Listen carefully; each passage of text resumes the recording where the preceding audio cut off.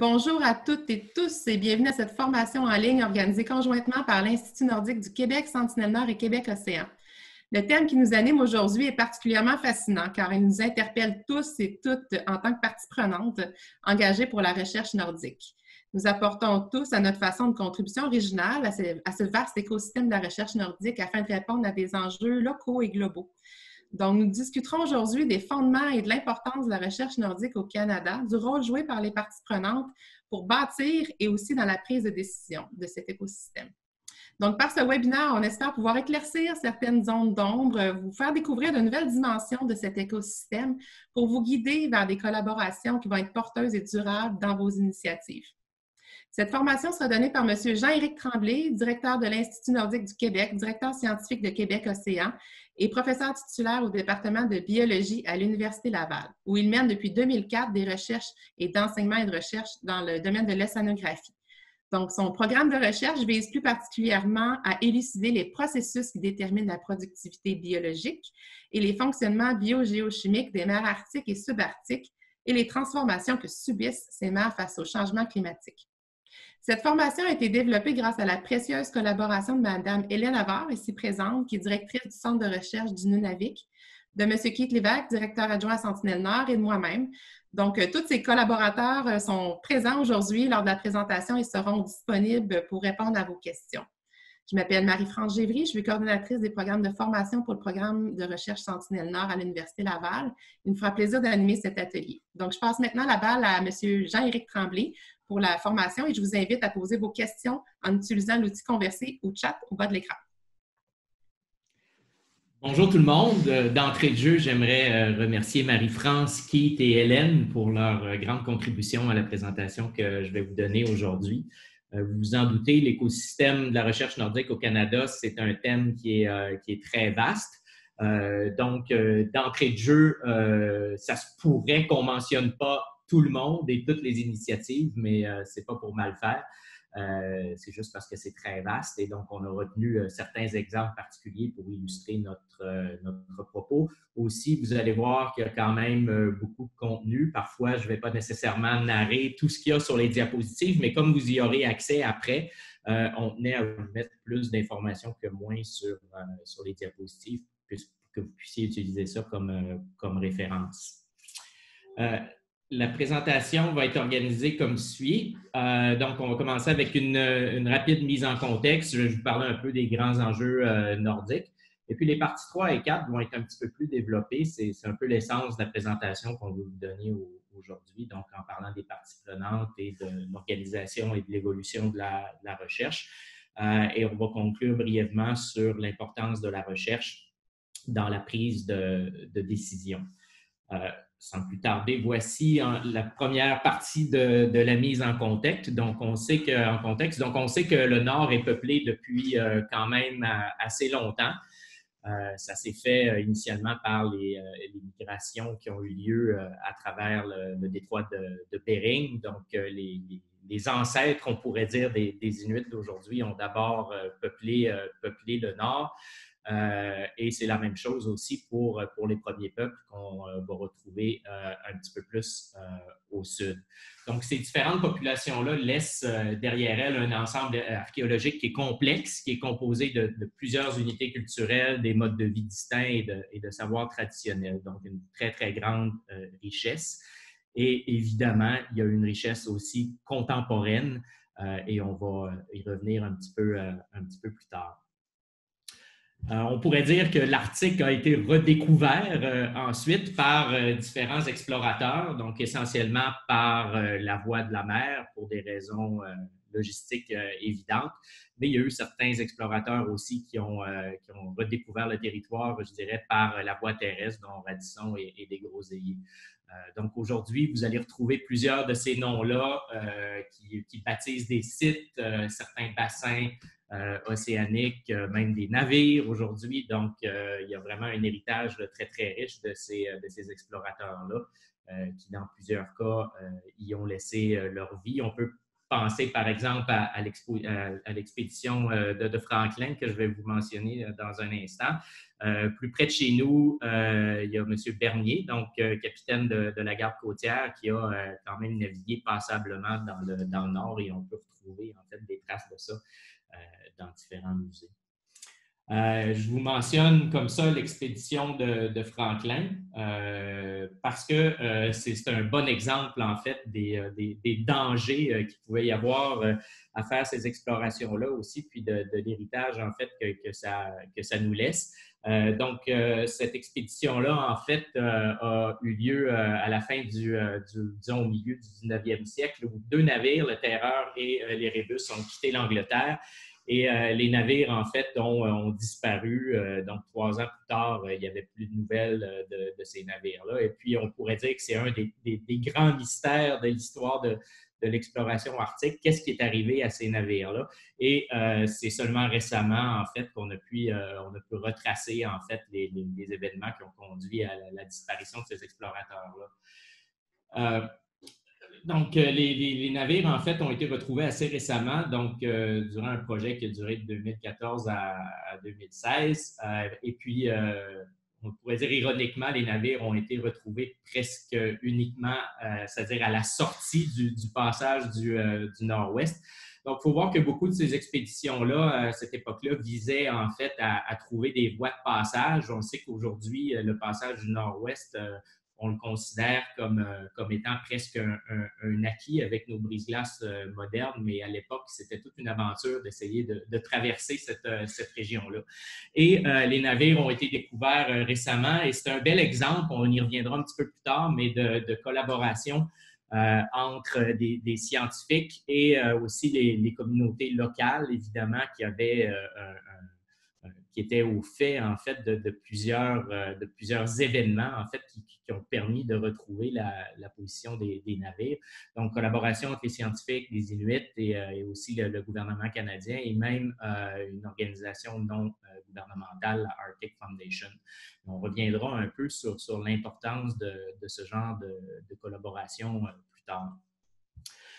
Si on passe à des choses un petit peu plus scientifiques, on pourrait dire que la première expédition organisée canadienne d'envergure dans l'Arctique a été donc réalisée entre 1913 et 1918. Donc, à cette époque-là, c'était vraiment la plus coûteuse et la plus scientifiquement investie qu'on pourrait dire que le Canada avait déployé vraiment à des fins de recherche et de documentation du Nord. Et même déjà à cette époque-là, il y avait de la participation d'Inuits à l'expédition, donc déjà un exemple de collaboration. Donc, l'expédition est partie en 1913 de Victoria et on pourrait dire que cette expédition-là a eu un impact vraiment majeur là, comme première expédition bien organisée. Sur les connaissances qu'on a de l'Arctique. D'abord, beaucoup de collaborations ont été développées.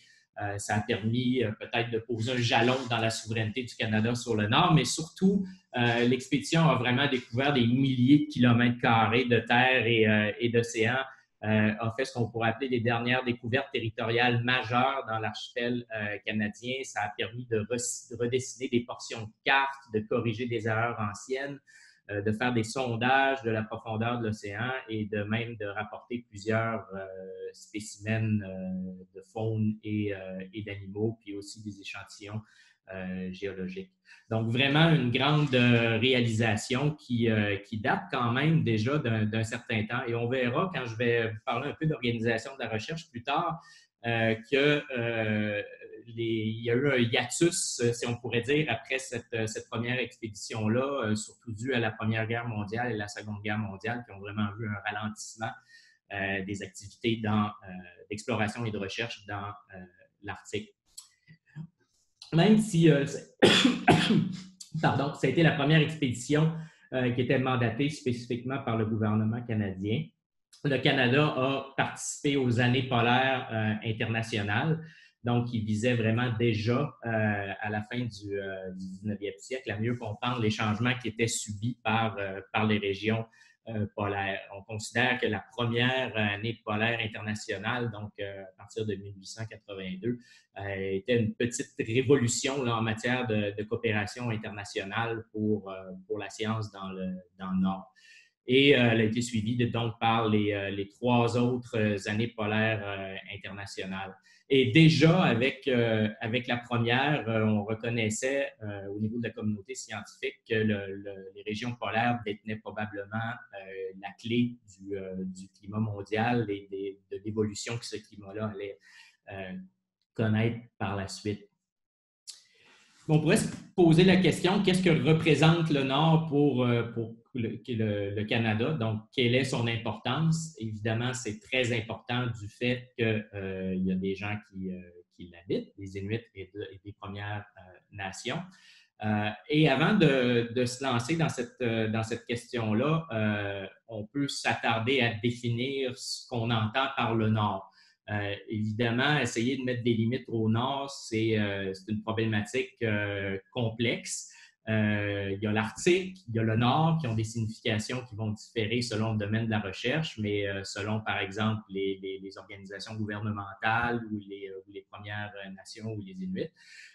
Donc, il y a différentes définitions. Par exemple, on peut prendre celle du CAF, qui est un groupe de travail du Conseil de l'Arctique, donc qui est une limite de conservation. Pour un botaniste, par exemple, le Nord peut représenter la limite de la forêt boréale et le début de la toundra. Donc, il y a plusieurs définitions possibles qu'on peut utiliser. On peut regarder, par exemple, les limites du pergélisol continu ou discontinu. Donc, je ne pense pas qu'il soit utile de passer trop de temps à débattre de ces différentes définitions-là. Puis, on va quand même, pour les besoins de la présentation d'aujourd'hui, s'arrimer avec certaines définitions, je dirais, plus territoriales ou gouvernementales qui existent. Donc, si on prend le Nord, donc ce qu'on appelle le Inuit Nunangat, donc qui est vraiment le territoire des Inuits, mais qu'on fait une équivalence souvent à ce territoire-là, puis ce qu'on appelle l'Arctique canadien.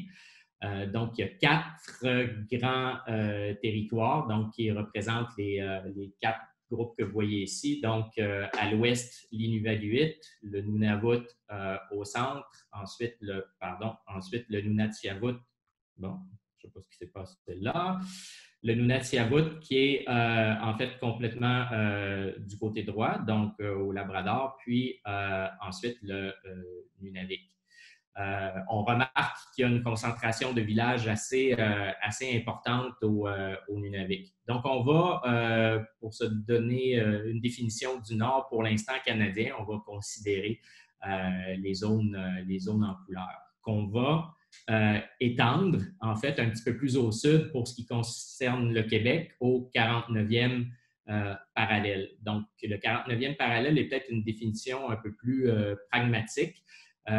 Qui est en fait, qu'on a mis en place là, avec le plan Nord. C'est un découpage qui est imparfait, bien sûr, puis il ne faut pas s'y arrêter de manière trop formelle, mais ça permet en fait une certaine régionalisation qui va tenir compte des groupes ethnoculturels qui occupent le Nord. C'est basé sur certains éléments biophysiques dominants, par exemple la forêt boréale versus la toundra, des zones de pergélisol. Donc, c'est pas parfait, mais généralement, on fonctionne avec ça. Donc, ce qu'on va retenir comme définition du Nord dans le contexte de la présentation d'aujourd'hui, c'est l'Inuit Nunangat et ce qui est au nord du 49e parallèle. Donc, la zone que vous avez ici délimitée en rouge. Donc, avant de discuter un peu d'enjeux nordiques, on va faire un très bref survol, évidemment, des changements climatiques qui ont une importance majeure sur ce qui se passe en matière de recherche dans le Nord. D'abord, vous êtes sûrement tous au courant du réchauffement qui est beaucoup plus prononcé dans le Nord qu'ailleurs sur le globe. Donc, au Canada et dans l'Arctique, on parle d'un réchauffement qui est de 2 à 3 fois supérieur à ce qu'on observe en moyenne pour la planète, donc dans les 30 dernières années. Donc, ce réchauffement-là est plus prononcé en Arctique et dû à un ensemble de phénomènes, dont l'amplification arctique, mais on n'entrera pas dans ces détails-là aujourd'hui. Vous savez tous, en regardant les bulletins météo, que le courant jet a maintenant une influence majeure sur nos vies. Donc, avec le réchauffement, les épisodes où le courant jet a ce qu'on appelle une haute ou une forte amplitude. Donc, ces méandres ou ces cercles que vous voyez, demi-cercles que vous voyez le courant jet faire, donc entraîne la persistance de phénomènes météo. Donc, ça va à la fois amener des températures très froides qui peuvent persister au nord et ça va aussi amener des températures très chaudes, dépendamment du côté où on se situe par rapport aux méandres vers le nord. Donc, on pourrait dire qu'à quelque part, la limite entre les climats nordiques et du sud s'estompe progressivement avec ce changement-là du courant jet. Et c'est une illustration aussi que les changements qui se produisent dans l'Arctique n'impactent pas uniquement l'Arctique, mais vont impacter aussi les latitudes plus basses, donc plus au sud. Un phénomène majeur qui accompagne le réchauffement, c'est la perte des glaces de mer, donc leur étendue, leur épaisseur. Évidemment, ça confère une accessibilité beaucoup plus grande aux régions nordiques. Et ça a un impact, évidemment, sur les communautés qui habitent le nord et qui utilisent la glace à différentes fins. Donc, évidemment, une disparition de la glace va entraîner, en fait, des changements au niveau des modes de vie puis l'utilisation qui est faite de l'environnement dans le nord. Et on n'entrera pas dans le détail des écosystèmes non plus, mais cette glace de mer joue un rôle majeur pour les animaux et les plantes qui occupent le nord. Donc, ça a des conséquences majeures sur les habitants, sur la navigation, mais aussi des enjeux géopolitiques qu'on va revoir. Une dernière illustration, en fait, du lien important qu'il peut y avoir entre le nord et le sud, c'est la fonte aussi de l'inlandsis groenlandais. Vous voyez ici une modélisation de l'écoulement des eaux douces de fonte du Groenland. Donc, on voit très bien que ça se propage avec les courants marins principaux vers le sud, jusque dans le golfe du Saint-Laurent. Et évidemment, cette eau-là entraîne une hausse du niveau de la mer, mais ça a aussi des répercussions en affectant la stratification verticale des océans sur la productivité biologique de l'océan et les courants qui permettent de tempérer encore aujourd'hui notre climat. Donc, on pourrait dire que ce qui se passe dans le nord, définitivement, ne reste pas dans le nord. Une conclusion, en fait, pas une conclusion, mais un impact évident de la diminution du couvert de glace, c'est une plus grande accessibilité. Donc, vous avez sur ce graphique-là, les barres en bleu, c'est la concentration de glace moyenne dans le nord, et puis vous avez le trait de couleur rosée, beige, là, qui montre le nombre de navires qui ont passé ou qui ont occupé le passage du nord-ouest ou enfin l'archipel canadien. Et on voit avec le temps que le trafic a presque triplé, en fait, dans les eaux du nord canadien. On remarque toutefois que l'accroissement de ce trafic-là est dû essentiellement à du trafic de destination. Donc, ça veut dire des navires qui vont emmener des marchandises, par exemple, vers des villages, mais qui vont retourner à leur point de départ ensuite. Donc, on n'est pas rendu encore là, vraiment à une augmentation importante du trafic de transit de part et d'autre de l'océan Arctique, donc de l'Atlantique vers le Pacifique ou vice-versa. Donc, pour l'instant, c'est vraiment relativement limité, même s'il y a une présence de navires beaucoup plus importante, évidemment, qui pose des enjeux environnementaux. Les ressources naturelles du Nord, évidemment, sont nombreuses. On parlera un petit peu du secteur minier tout à l'heure, mais avec la fonte de banquise, évidemment, les gisements sous-marins de gaz et de pétrole deviennent beaucoup plus accessibles. On pourrait croire qu'il pourrait y avoir une course vers le pétrole au nord, mais tout ça, évidemment, dépend des cours du pétrole. Donc, quand les prix du pétrole atteignent des sommets comme en 2008, là, à ce moment-là, il y a vraiment eu une course pétrolière vers le nord, mais depuis, les prix ont chuté. Donc, pour l'instant, c'est peut-être pas nécessairement l'Eldorado que ça pourrait éventuellement devenir. Mais évidemment, il y a des enjeux à ce niveau-là, à la fois au niveau de l'environnement et de la géopolitique, bien sûr. Le territoire du plan Nord, donc peut-être, là, si on revient à une dimension un petit peu plus terrestre, recèle évidemment un potentiel énorme qui n'est pas encore pleinement exploité. Donc, on sait déjà que pour l'instant, le Nord assure la totalité de notre production québécoise de nickel, de cobalt, plusieurs autres éléments et des minéraux. Mais au niveau, par exemple, de la liste que je vous donne là, il reste beaucoup de gisements, en fait, qui sont à exploiter dans le futur.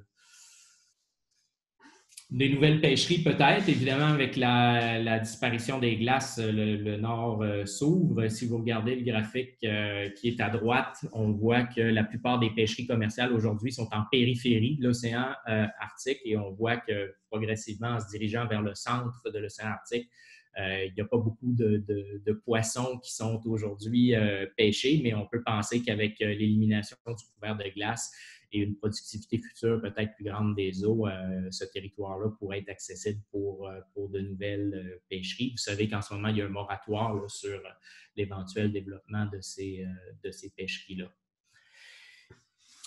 On peut penser aussi au tourisme. Donc, l'industrie touristique se développe. On voit que dans l'Arctique canadien, c'est peut-être encore un petit peu moins prononcé qu'ailleurs dans l'Arctique, du fait que, évidemment, c'est encore pas très accessible malgré les changements en cours. Mais on voit que, bon, juste au niveau, par exemple, des navires de croisière, environ 5000 passagers là, étaient présents dans l'Arctique en 2016. Donc, beaucoup d'opportunités de développement, à la fois économique, touristique, et les enjeux géopolitiques, évidemment, très importants. Donc, vous voyez sur cette carte-là les différentes revendications territoriales que les différents pays ont dans l'Arctique. Donc, il y a un processus international là, qui vise à voir à qui on pourrait reconnaître, si vous voulez, la souveraineté sur certains de ces espaces-là. Donc, un processus UNCLOS, là, où les pays sont très impliqués en ce moment. Le Canada, évidemment, pour assurer sa souveraineté et peut-être sécuriser l'accès à certaines ressources sous-marines à sa propre revendication qui maintenant s'étend jusqu'au pôle Nord, donc la zone qu'on voit de façon qui est un petit peu mauve là, sur la carte au centre. Je vous donne un événement ici juste pour illustrer un peu les enjeux. Donc, vous avez peut-être déjà entendu parler du fameux passage du Manhattan, donc qui était un pétrolier. Puis l'idée de ça, c'était de faire un peu un proof of concept qu'on pouvait traverser le passage du Nord-Ouest avec des navires commerciaux. Et évidemment, à cette époque-là, on n'avait pas demandé la permission du Canada pour le faire, donc ça avait donné lieu à tout un tollé dans les médias. Et ici, on voit Joseph Komangapik qui, en fait, se met littéralement devant le navire pour bloquer le passage. Évidemment, c'était un arrêt symbolique, on va dire, mais ça montre de façon très claire le genre d'enjeu géopolitique qu'on a aujourd'hui dans le Nord. C'est sûr que les premières parties concernées par les changements du Nord, c'est les populations qui l'habitent, donc les Inuits et les Premières Nations. Donc, il y a plusieurs enjeux à ce niveau-là qui touchent à la fois la transformation des environnements terrestres et marins qui sont utilisés pour l'alimentation, la subsistance, le transport, l'exploitation des ressources naturelles, la déstabilisation des infrastructures avec le dégel du pergélisol, l'accès à l'eau douce et aux denrées alimentaires. Donc, ici, on vient toucher à l'enjeu de sécurité alimentaire, des revendications territoriales, une autodétermination croissante et des enjeux de souveraineté. Donc, on se préoccupe beaucoup de ces différents enjeux-là, tout en gardant un œil, évidemment, sur les impacts de tous ces changements-là sur le Sud aussi. Donc, le Nord est habité quand même par plus de 170 000 personnes qui ont une relation très étroite avec l'environnement. Donc, on compte jusqu'à 85 communautés qui peuplent l'Inuit Nunavut et le nord du Québec.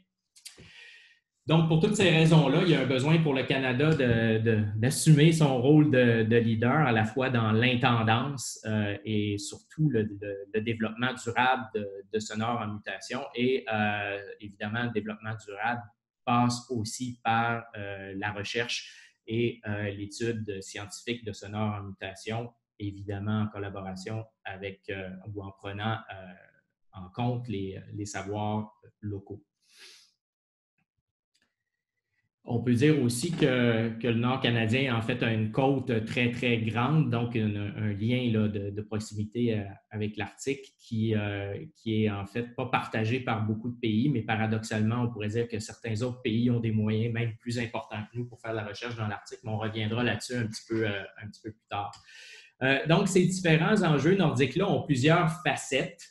Qui sont en fait qui correspondent à des domaines différents de la recherche. Donc, vous les voyez ici, il y en a 5 principaux qu'on identifie dans l'initiative comme l'Institut nordique du Québec, Sentinelle-Nord, mais qui sont en fait de façon plus globale vraiment les 5 grandes thématiques du Nord.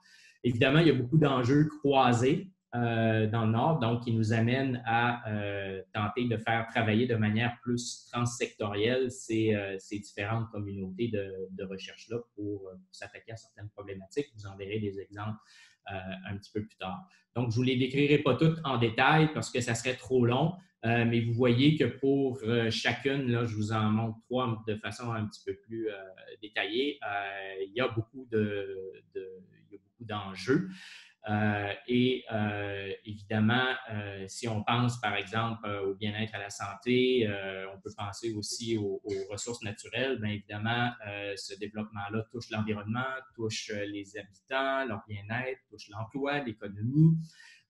Donc, on a vraiment besoin d'amener ces différents volets-là ensemble. Et pour appuyer tout ça, évidemment, le développement d'infrastructures et de technologies, par exemple, comme ça se fait dans le cadre de Sentinelle-Nord en ce moment, vient appuyer en fait tous les autres volets, si on peut dire, des enjeux nordiques.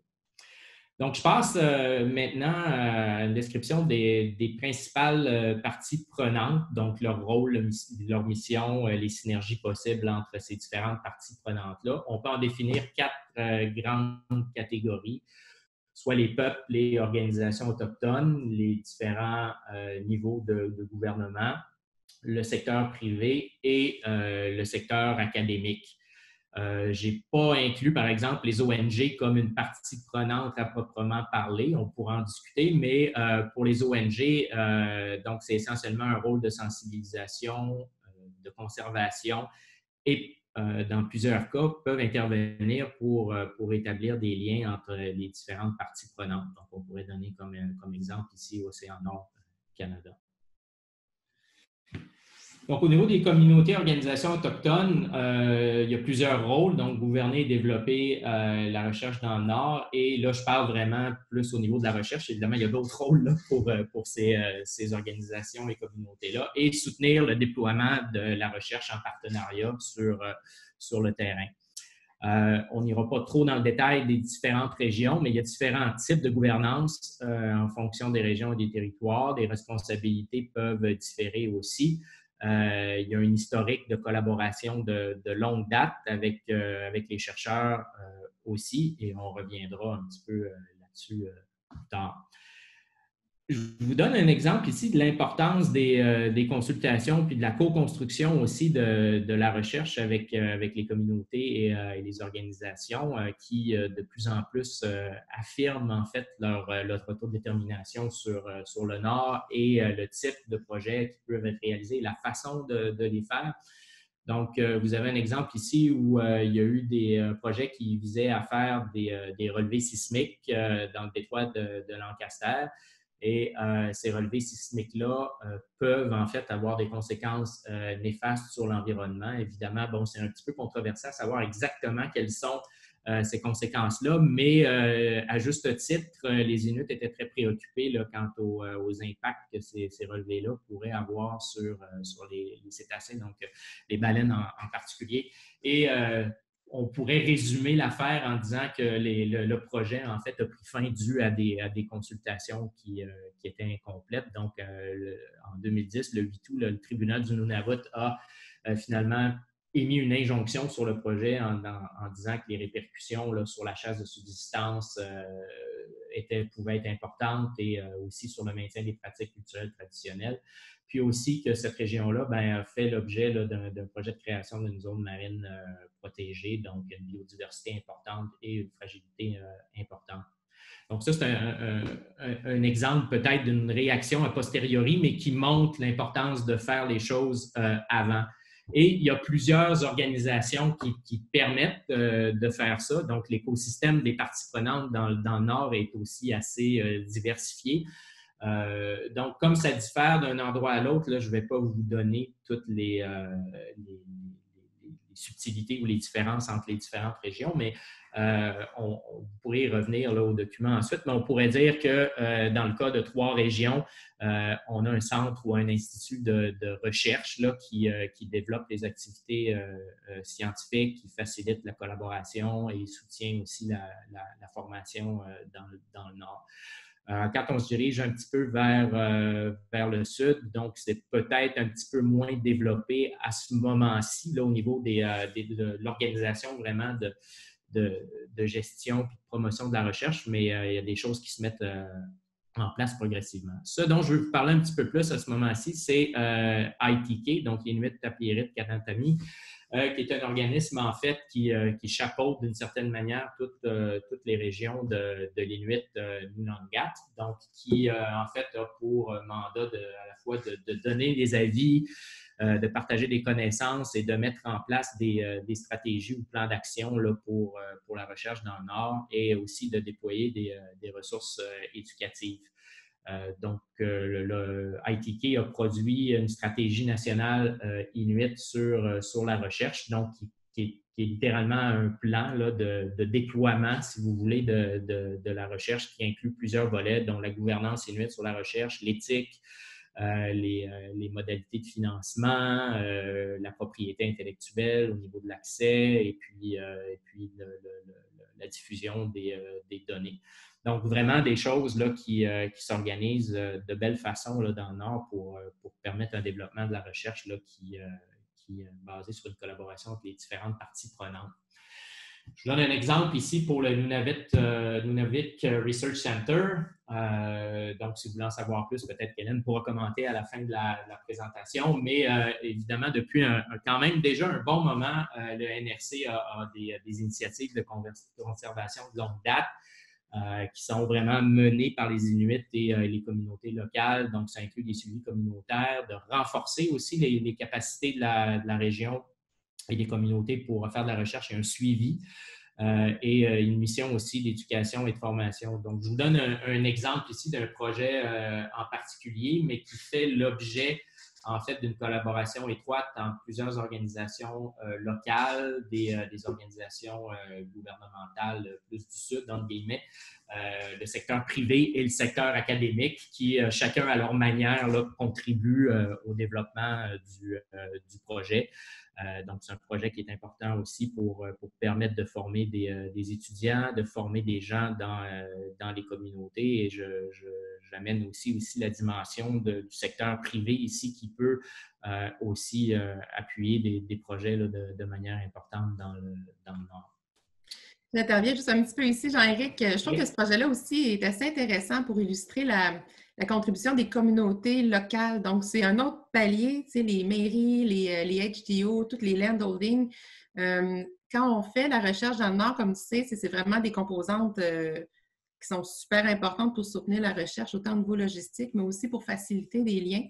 Donc, l'acceptabilité sociale passe en tissant ces liens-là qui sont super importants. Puis, dans ce projet-là, c'était assez évident que ça avait été très, très important dans le succès de l'initiative. Donc, juste mentionner l'importance des communautés, vraiment dans chacune des communautés locales. Oui, merci Marie-France pour cette intervention pour me permettre de respirer, de prendre une gorgée d'eau.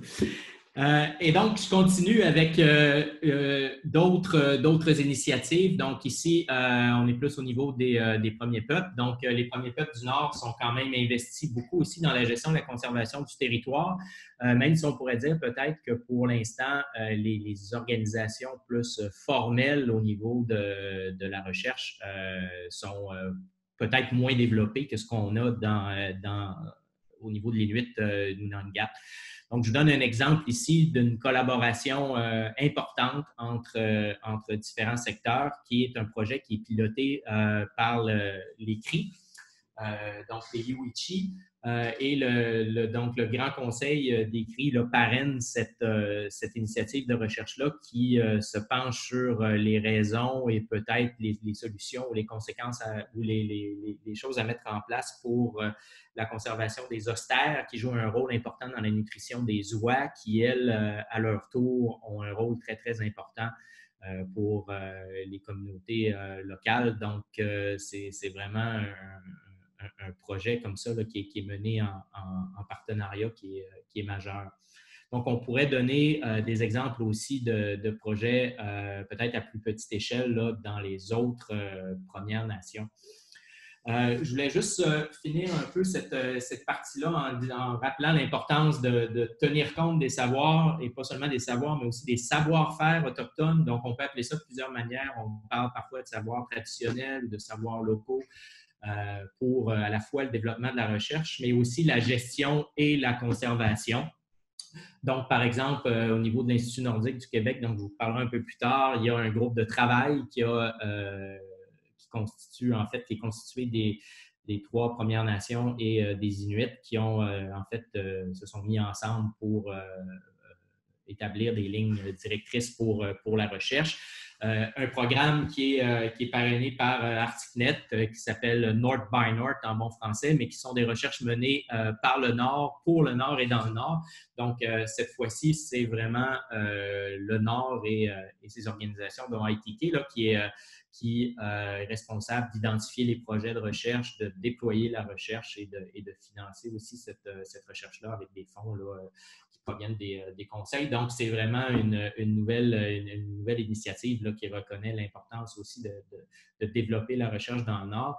Et au niveau peut-être de la gestion et de la conservation, donc on a à droite ici une initiative en fait qui implique les 3 Premières Nations et les Inuits, à la fois au Québec mais aussi au Labrador, pour la gestion du caribou. Donc, on ne rentrera pas dans le détail des enjeux pour le caribou. Là, il y a plusieurs, évidemment, au niveau de la faune, à la fois terrestre et marine. Il y a beaucoup d'enjeux avec le changement climatique. Et le caribou est définitivement un enjeu majeur. Donc, les savoirs et les savoir-faire autochtones ont vraiment leur place dans l'élaboration de ces mesures de gestion ou de conservation. Si on passe rapidement aux organisations gouvernementales, donc ces organisations-là vont établir des priorités de recherche. Il y a peut-être d'autres priorités de recherche, mais on va dire des priorités de recherche qui mobilisent des fonds, évidemment, qui proviennent des gouvernements, de participer et de soutenir ces activités de recherche-là, à la fois en recherche fondamentale, mais les ministères en particulier ont des responsabilités de suivi, de monitorage de l'environnement. Ils doivent soutenir aussi et encadrer la recherche. Donc, il va y avoir, par exemple, plusieurs financements disponibles au sein de ces ministères-là, d'émettre des permis, de fournir un support logistique qui est parfois important au niveau des stations, par exemple, de recherche ou des infrastructures de recherche dans le Nord. Et ils ont un mandat de veiller à la conservation des ressources et au développement durable des collectivités. Là, je ne vais pas vous les décrire de façon succincte, mais vous avez, dans le fond, les différents ministères qui sont tous, à leur façon, impliqués dans le Nord, souvent en collaboration entre les différents ministères. Et ils vont aussi mobiliser souvent des fonds pour des programmes spéciaux qui sont peut-être ponctuels, mais on peut penser à l'année polaire internationale, par exemple. Donc là, il y a des sources de financement qui dépassent celles des organismes subventionnaires traditionnels. Et entre parenthèses, j'ai mis quelques exemples de l'implication de certains de ces ministères-là dans des infrastructures qui sont présentes dans le Nord ou permettent d'aller dans le Nord. Donc, pour illustrer ça, mais on reviendra un petit peu sur ces infrastructures-là plus tard dans la présentation. Au niveau plus provincial, donc on a encore là une diversité de ministères et d'intervenants. On peut penser à la Société du Plan Nord et à son secrétariat, aux différents ministères, Forêt, Faune et Parc, par exemple, ministère de l'Environnement, des changements climatiques.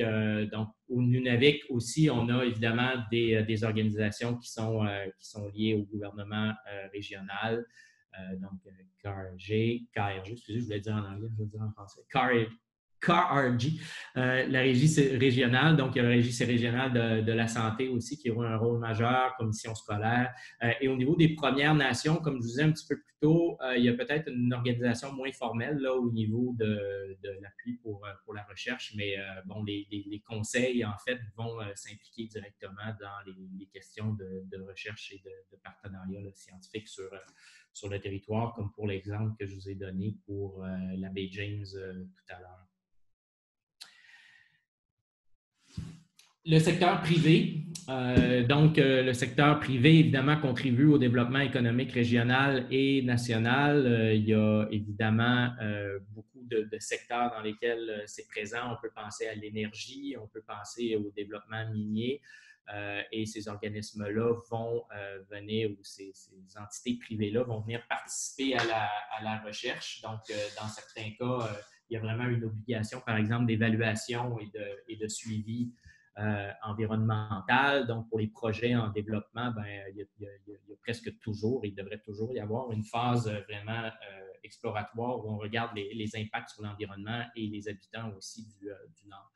Donc, le but dans ça, évidemment, c'est d'établir des partenariats qui sont mutuellement bénéfiques. C'est de bien les expliquer aussi parce que vous n'êtes pas sans vous douter qu'il y a des enjeux d'image qui peuvent être associés à ça. Évidemment, il ne faut pas voir le monde non plus comme étant blanc et noir, mais il y a des zones grises là-dedans qu'il faut savoir bien résoudre et expliquer, mais ça peut donner lieu vraiment à des collaborations très, très fructueuses, comme par exemple on donne l'exemple souvent de la collaboration entre Arcticnet puis les pétrolières dans la phase précédente du réseau.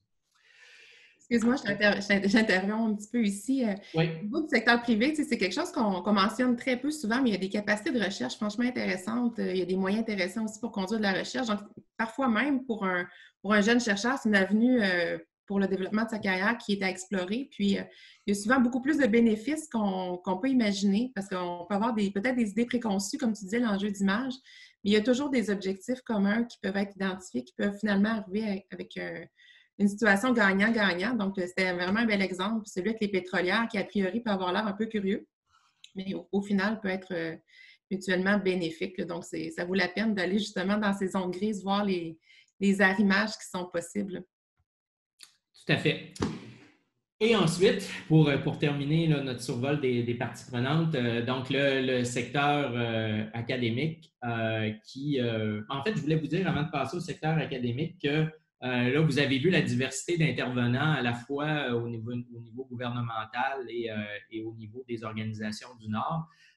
Parfois, pour mettre en place un projet donné, il faut naviguer à travers toutes ces organisations-là. Donc, ça peut s'avérer assez complexe. Mais je vous dirais que ça vaut la peine de prendre le temps pour explorer, en fait, toutes les parties prenantes à consulter et de ne pas en oublier pour vraiment pouvoir co-construire la recherche et éviter les mauvaises surprises en cours de route. Donc, le secteur académique qui peut-être vient rejoindre plusieurs d'entre vous a un rôle évidemment de formation pour la relève en recherche et puis de réaliser évidemment des activités de recherche de pointe à la fois fondamentales qui permettent souvent de mieux comprendre les fonctionnements à la fois humains et environnementaux dans le Nord, mais aussi d'innover en matière de technologie pour appuyer la recherche et le développement. Donc, on parle ici beaucoup d'innovation. Il y a plusieurs universités, évidemment, qui sont mobilisées ou impliquées dans le Nord. Donc, on peut compter, là, sans faire un survol exhaustif, plus de 40 universités à l'échelle québécoise et 15 ou même 16 institutions là, au niveau du Québec. Et il y a de très nombreux, évidemment, comme vous le savez, centres, regroupements et différentes initiatives qu'on pourrait appeler un autre écosystème à l'intérieur de l'écosystème. Donc, il y a l'écosystème des parties prenantes gouvernementales et du Nord, mais il y a aussi académique. Donc, vous voyez ici, là, je ne vais pas les passer une par une, mais vous voyez différents regroupements, différents centres de recherche qui excellent en fait dans leur domaine respectif et ont acquis finalement dans certains cas une très longue expertise du Nord. On reviendra peut-être un peu sur l'historique de ça tout à l'heure rapidement, mais on voit que c'est un écosystème qui est très riche, donc plusieurs pôles d'excellence reconnus par le FRQ, donc on peut parler de regroupement stratégique à proprement parler, mais de différents centres. On a des laboratoires ou des groupes de recherche, peut-être un petit peu à plus petite échelle, qui sont des entités peut-être plus universitaires que multi-universitaires dans certains cas. Donc, en fait, le grill ne devrait pas être là, il devrait être en haut dans les pôles d'excellence. Donc, pardon aux gens du grill qui pourraient être là. En fait, tout ça, finalement, couvre un très vaste domaine d'expertise. On a ensuite, au niveau canadien, l'excellent réseau de centres d'excellence ArcticNet, qui existe déjà depuis un bon bout de temps et qui met en commun les expertises canadiennes. Puis, des programmes de recherche ponctuels, mais dans certains cas, comme pour l'exemple de Sentinelle-Nord, très bien financés, qui procurent de bons moyens là, pour faire une recherche innovante puis développer vraiment des outils là, pour travailler dans le Nord. Et notre prochain, en fait, qui est déjà en cours, mais ce qu'on travaille à déployer en ce moment, c'est l'Institut fédérateur pérenne, qu'on pourrait appeler. Donc, beaucoup de ces initiatives-là que je vous ai mentionnées avant, sont basées souvent sur des financements qui sont parfois récurrents, mais pas nécessairement. Donc, il faut constamment essayer de prolonger la durée de vie de ces initiatives-là. Et donc, pour venir un peu asseoir tout ça de façon sur le plus long terme, l'Institut en fait nordique du Québec qui existe depuis 2014, mais dont on continue de développer la mise en place, est là pour accroître la concertation entre ces différentes entités-là, puis développer et appuyer la recherche multidisciplinaire et surtout transsectorielle. Donc, on avait cette petite analogie-là qu'on trouvait drôle, elle a ses limites, mais vous voyez les petites balles de laine qui ont chacun leur couleur, qui pourraient représenter les différents domaines d'expertise qui sont couverts par nos regroupements. Et évidemment, une institution comme l'INQ vise à amener ça ensemble là, pour avoir des approches beaucoup plus pluridisciplinaires et transsectorielles. Bon, ça peut être un petit peu plus organisé que juste une grosse balle de laine, mais vous voyez le concept, c'est d'amener les choses ensemble tout en conservant la couleur et l'individualité des différents réseaux ou regroupements qui en font partie. Donc, l'Institut, je ne vais pas vous lire nécessairement l'énoncé de mission, mais vise vraiment à fédérer à travers tous les secteurs de la science, favoriser l'innovation, créer une synergie non seulement entre les chercheurs, mais avec les utilisateurs de la recherche pour fournir au gouvernement, aux communautés du Nord et au secteur privé à la fois un savoir scientifique, mais aussi une main-d'œuvre pour continuer le développement durable du Nord du Québec. Donc, l'Institut compte déjà 225 chercheurs affiliés dans 16 institutions à travers le Québec, 85 centres, laboratoires, instituts et groupes de recherche, 4 nations fondatrices qui sont représentées sur le comité des premiers peuples. Et beaucoup de projets en cours, évidemment, un petit peu partout sur le territoire. Donc, il y aura un bâtiment à l'Institut qui est en cours de développement. Et l'Institut met aussi en place des outils pour tous, donc un portail sur les connaissances sur le Nord et l'Arctique, donc ATIC-U, des lignes directrices pour la recherche dont je vous ai parlé tout à l'heure, et puis un outil de travail qui s'appelle LaboNord, là, qui recense un peu les différentes infrastructures et équipements de recherche pour le Nord. Donc, on entre dans la dernière partie de la présentation. Donc, je vais vous parler un petit peu de l'organisation de la recherche nordique. Puis, le but de cette partie-là, c'est de vous donner un petit peu une image de l'évolution de cette organisation-là, où on en est rendu, puis qu'est-ce qui nous reste à faire pour s'assurer que tout le travail qu'on a fait dans les dernières décennies fructifie et se poursuit.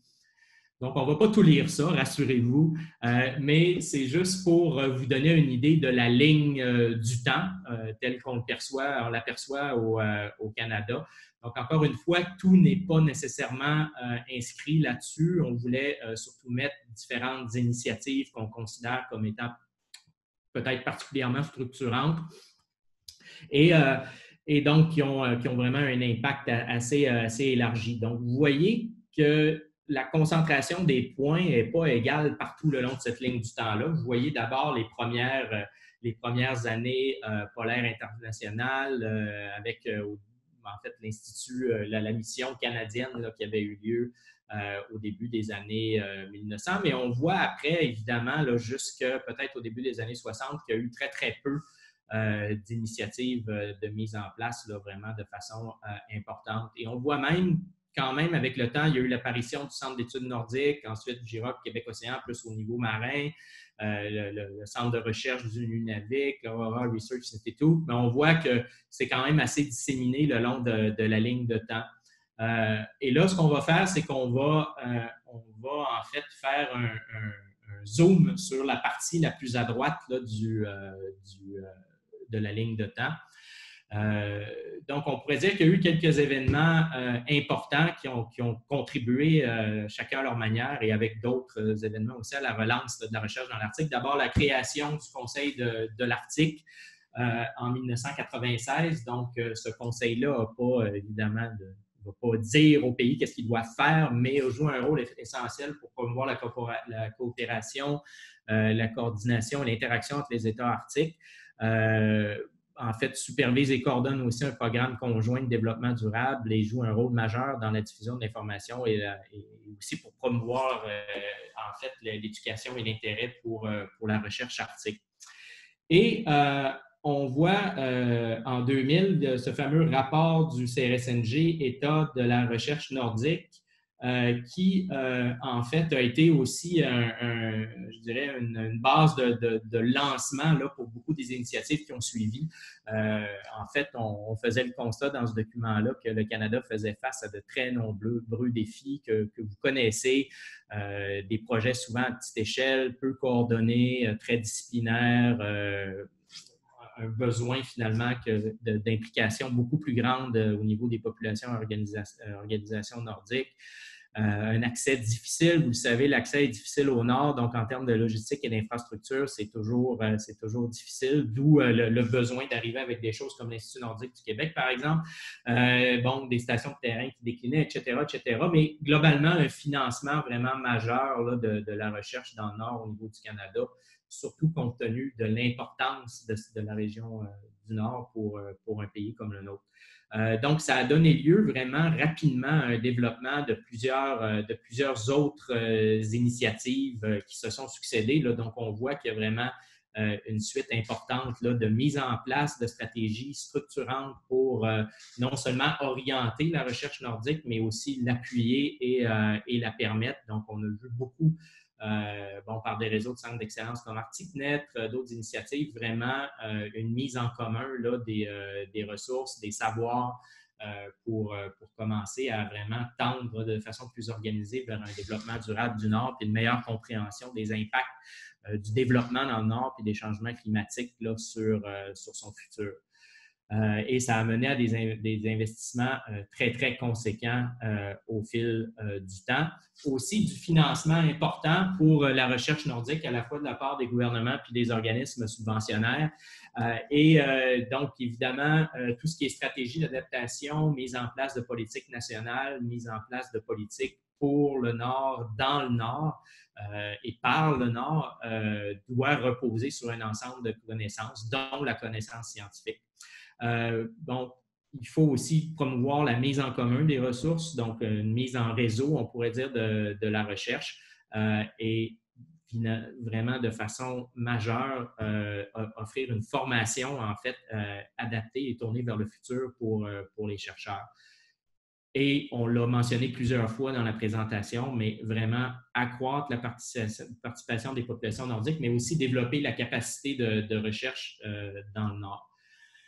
Donc, on est vraiment à un point où on a mis beaucoup de choses en place. Ce n'est pas parfait, il reste encore beaucoup de travail à faire. On a beaucoup d'infrastructures de recherche et je vous en mentionne quelques-unes dans les diapos qui suivent avant de terminer. Donc, c'est vraiment, ces infrastructures-là viennent répondre à des besoins logistiques là, pour appuyer la recherche qui sont vraiment très importants. On peut parler du programme de plateau continental polaire qui existe en fait depuis assez longtemps et qui a vraiment appuyé énormément de recherches de façon logistique là, dans le Nord. Donc, c'est vraiment un exemple là, de succès, mais c'est des infrastructures qui, évidemment, qu'on ne peut pas prendre pour acquis. Il faut continuer de développer en ce sens-là. Il y a plusieurs, là, je ne peux pas toutes vous les donner dans cette présentation-là, mais vous voyez ici, d'abord à gauche, le réseau imposant de stations de recherche et de suivi qu'il y a dans le Nord. Donc, il y a un réseau canadien là, des opérateurs de stations de recherche dans le Nord et les stations du Centre d'études nordiques qui sont nombreuses de ce côté-ci, on pourrait dire, de l'Arctique, font partie de ce réseau-là là, important. Et donc, on pourrait, au niveau de Savoir polaire Canada, parler de la station de recherche, donc le CHARS dans le Haut-Arctique, donc qui est peut-être plus, disons, lié aux activités de recherche dans l'Arctique de l'Ouest. De complexe de recherche du Centre d'études nordiques à Wet'suwet'en, donc qui est quand même un développement très, très important pour appuyer la recherche. Et la station Wapishka, qui est en fait associée au Conseil des Inuits de Pessamit, qui fait partie en fait du programme de développement d'infrastructures nordiques de l'INQ. Donc, évidemment, il ne faut pas prendre ces choses-là pour acquis. Vous vous en doutez, ça demande des moyens financiers là, importants pour maintenir tout ça et développer tout ça. Et je ne pourrais pas passer sous le silence une autre infrastructure majeure de recherche dans le Nord qui est l'Amundsen, en fait, qui nous a donné un accès sans précédent là, aux eaux du Nord pour pouvoir faire des mesures vraiment de pointe. Comme je viens de vous dire, il ne faut pas prendre ça pour acquis. Le financement de la recherche dans le Nord n'est jamais acquis. Il faut évidemment continuer de pousser pour que ce financement-là, qui est évidemment lié au coût important du voyagement, là, on voyage un petit peu moins en ce moment et ça nous amène à réfléchir encore plus sérieusement sur le développement des capacités de recherche dans le Nord, mais par le Nord. Étant donné que je ne pense pas qu'on va se remettre à voyager autant qu'on voyageait de sitôt. Mais au niveau des infrastructures, puis juste de faire la recherche dans le Nord, il faut vraiment garder un œil attentif là, sur les opportunités de financement. Puis essayer de pérenniser, comme je vous disais, par exemple, avec l'INQ, nos infrastructures de recherche de façon à ce qu'on ne dépende plus finalement de programmes de subvention qui sont très, très ponctuels. Je ne pourrais pas terminer cette présentation-là sans vous donner deux diapos, en fait, sur l'importance de passer de la recherche à la prise de décision. Donc, c'est bien beau les recherches dans le Nord, mais évidemment, il faut faire des retours à la fois vers les organismes subventionnels, vers les gouvernements qui, comme partie prenante, vont pouvoir utiliser cette recherche-là pour mettre en place, par exemple, des mesures d'adaptation ou prendre des décisions. L'importance aussi de faire un retour vers les communautés du Nord, qui souvent sont des parties prenantes de la recherche, mais c'est important aussi qu'ensuite les résultats de cette recherche-là soient retournés au Nord. On a aussi des organismes ou des véhicules plus formels pour faire ce genre de choses-là. Je vous donne deux exemples ici au niveau national. Donc, on a le secrétariat canadien de consultation scientifique, par exemple, qui est relié à Pêche Océan Canada, qui a un processus formel, en fait, qui est en place pour consulter la communauté scientifique, les parties prenantes, pour, en fait, apporter des connaissances à jour sur l'état d'un écosystème en particulier. Ça peut être sur les répercussions précises d'une activité humaine sur ces systèmes-là, des enjeux de conservation, de gestion ou, par exemple, pour évaluer l'efficacité de stratégies d'atténuation des impacts. Donc, c'est un processus que je dirais qu'il n'y a presque pas d'équivalent ailleurs dans le monde, mais qui est vraiment très bien organisé et qui permet vraiment de valoriser la recherche. Et, par exemple, on a eu une réunion très récemment pour une aire de conservation dans ce qu'on appelle la dernière zone de glace de l'Arctique qui se trouve à être contre la côte nord de l'archipel canadien. Et donc, les résultats de la recherche sont vraiment très importants là-dedans.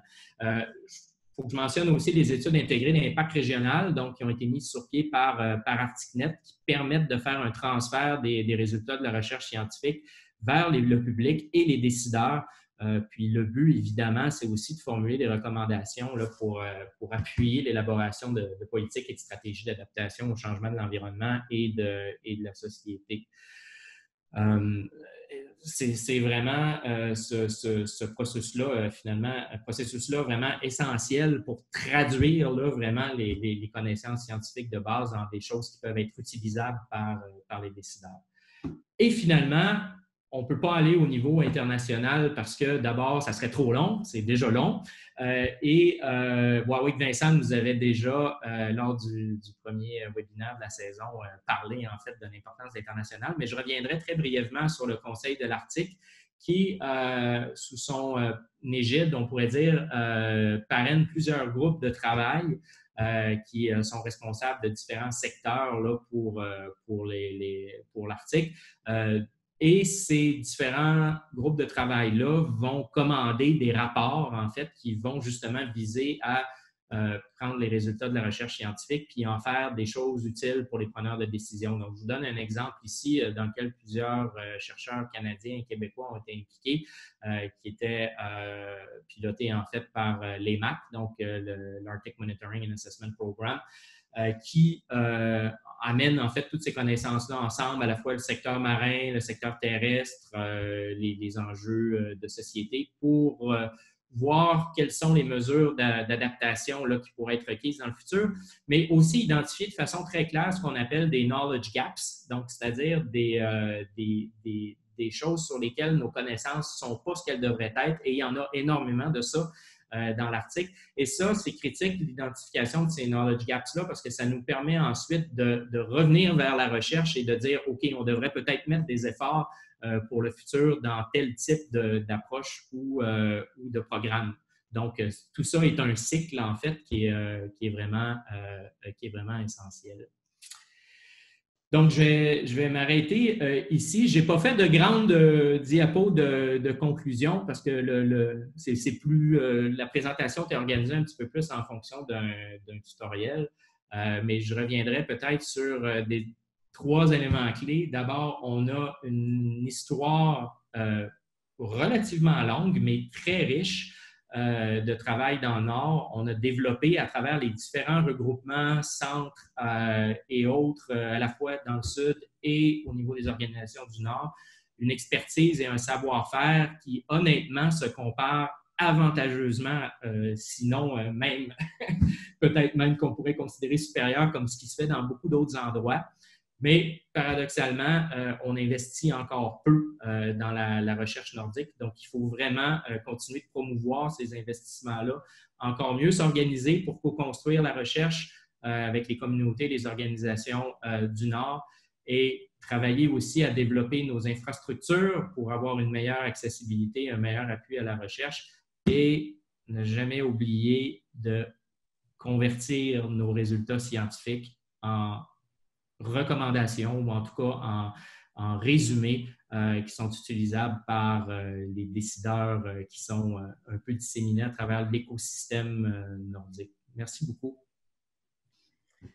Merci Jean-Éric.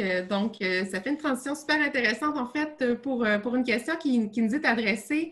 En fait, tu viens de faire mention du financement qui est quand même la clé là, pour mener la recherche dans le Nord. Et puis, la question qui nous est posée, c'est comment est-ce que les différentes associations, organisations impliquées dans la recherche nordique peuvent travailler ensemble et non pas en compétition? Donc, comme ça, quels sont les principaux mécanismes pour arriver à créer des synergies et non pas de la compétition? Oui.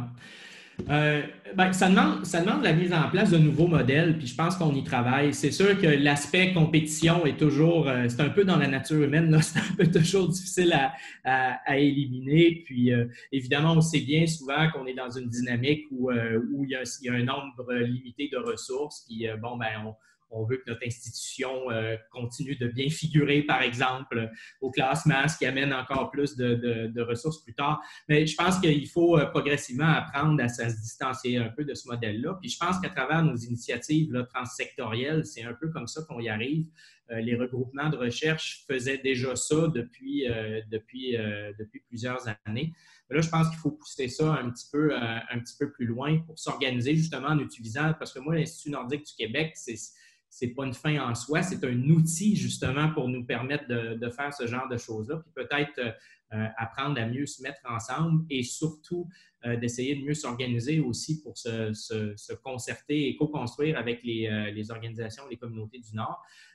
Mais ça demande un modèle où cette espèce c'est ça, de compétition entre les institutions, puis certains modèles de financement qu'on a eus ont peut-être amené à décloisonner cette compétition-là, puis d'autres encore semblent plutôt la favoriser.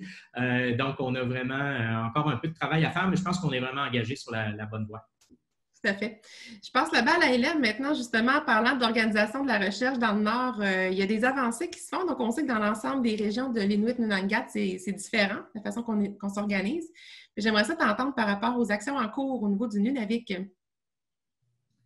Oui, bien en fait, comme plusieurs d'entre vous savez déjà, au Nunavik, on n'a pas de processus d'organisation de permis, si vous voulez, qui est déjà en place, contrairement aux autres régions où est-ce que c'est très bien structuré, très bien organisé. Mais bonne nouvelle, et c'est vraiment tout frais, tout nouveau. On n'est même pas rendu à faire une annonce formelle, mais je vous en glisse une petite annonce qu'on travaille très fort sur un nouveau projet. Nunavik Regional Research Authority. Il est encore à l'étape de projet où toutes les grandes organisations du Nunavik se sont mis ensemble pour voir comment on peut créer une façon de structurer la conduite de la recherche au Nunavik. Et c'est donc pour aider les communautés à la self-determination, l'autodétermination de la recherche, comme a été développé par ITK.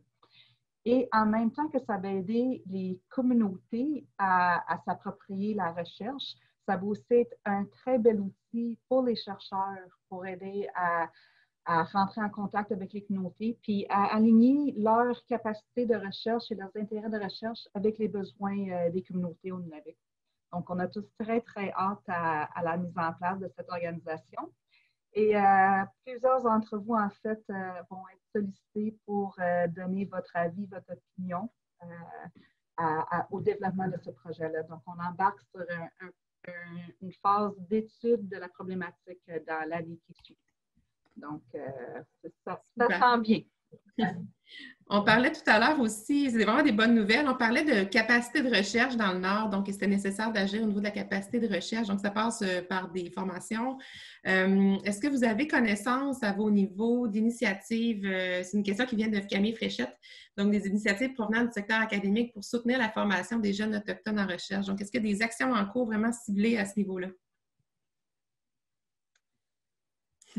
Pas la meilleure personne à répondre à cette question, mais je sais que c'est quelque chose qui est très réclamé. Donc, je passe la balle aux autres intervenants. Peut-être, Jean-Yves, vous avez plus d'informations. On connaît l'existence des collèges nordiques, par exemple, le Nunavik Arctic College au Nunavut aussi. On a une capacité au niveau du Yukon, une nouvelle université depuis mai, donc on les félicite d'ailleurs pour ce grand accomplissement. On parle beaucoup quand on est dans les grandes assemblées d'ArcticNet, Arctic Change, de l'Université de l'Arctique, donc c'est quelque chose qui n'est pas fait encore. C'est quelque chose qui est en mouvance, en discussion. Bon, au niveau du territoire du Nord-Ouest, on a le Aurora College, mais au niveau du Nunavik, c'est effectivement des beaux défis. Au niveau de l'éducation postsecondaire, en tout cas, des initiatives. S'il y en a qui en connaissent, peut aussi partager dans l'outil Converser. Oui, bien, je dirais, évidemment, il y a le niveau formation complète. C'est sûr que si on parle d'arriver peut-être à donner un cursus universitaire ou en tout cas quelque chose d'adapté pour le Nord, bon, évidemment, il y a beaucoup de développement à faire pour en arriver là. À l'échelle des projets, c'est sûr qu'on peut faire plus là, au niveau de l'implication des jeunes, puis on peut aussi former la relève sans que ce soit dans un programme académique strict, au moins à travers leur implication dans des projets de recherche. Puis peut-être, je pense que s'il y a un élément positif à ce qu'on vit actuellement avec la COVID, c'est que ça va nous avoir en fait poussé peut-être à aller un peu plus vite avec ça qu'on le faisait. Puis je pense que ça, c'est vraiment un bien. dans le sens où là, on le voit pour ce qui est des programmes de suivi qui servent au Nord, qui sont utiles au Nord, mais qui souvent impliquent une présence toujours beaucoup de voyagement des gens du Sud. Bien là, je pense qu'on est rendu à réaliser que c'est important d'essayer de s'affranchir de ça dans une certaine manière, puis de développer les capacités dans les communautés pour faire ça. Donc, je pense qu'il y a déjà un peu de formation qu'on peut arriver, supplémentaire, qu'on peut arriver à faire avec ça. Ça peut commencer tôt. Si on pense à l'initiative du Science Camp menée par José Jorin-Lajoie de l'UQTR, entre autres à King Swallow Drug, c'est une initiative qui est formidable pour initier vraiment assez tôt les jeunes à des thèmes qui animent la science. Mais au niveau du Nunavik Research Center, Hélène, c'est quand même assez vaste les sujets que vous couvrez, puis vous engagez beaucoup la communauté dans la prise des données. Donc, quelle est ton appréciation un peu de cette participation-là, justement, pour bâtir ces connaissances scientifiques-là, puis accroître la collaboration avec les chercheurs? Ben, écoute, la plupart de nos projets de recherche, en fait, émanent de préoccupations, de questions des communautés, des gens qui vivent on the land et qui voient des changements ou qui ont des questionnements. Donc, les gens vont venir vers nous avec quelque chose, une question. Et on va travailler ensemble avec eux pour répondre à la question. Et dans la pratico-pratique, souvent, ça va être, on va demander leur participation pour aider avec la collecte de données, par exemple. Vraiment aller échantillonner les poissons dans les lacs. Ou quand ils récoltent le caribou, de nous envoyer un échantillon. Donc, c'est vraiment du début durant tout le processus de recherche et aussi le retour des résultats à la communauté. Donc, c'est vraiment des projets qui sont conduits en collaboration du début à la fin.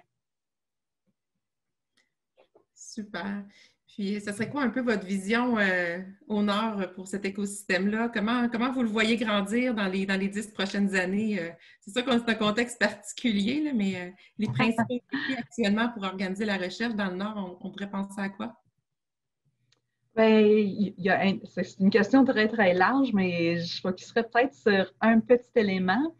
Et je pense que une chose que les gens apprécieraient beaucoup, c'est si les chercheurs mettent leur capacité au service des communautés. Donc, avoir un genre de réseau ou une façon d'arrimer les intérêts et les besoins en recherche des communautés nordiques avec les expertises des universitaires et autres organismes qui font de la recherche. Donc, je pense que ça mènerait à des projets qui seraient vraiment très, très appréciés par les communautés et qui offrirait des résultats et des réponses à des problèmes, y compris tout ce qui traite au changement climatique.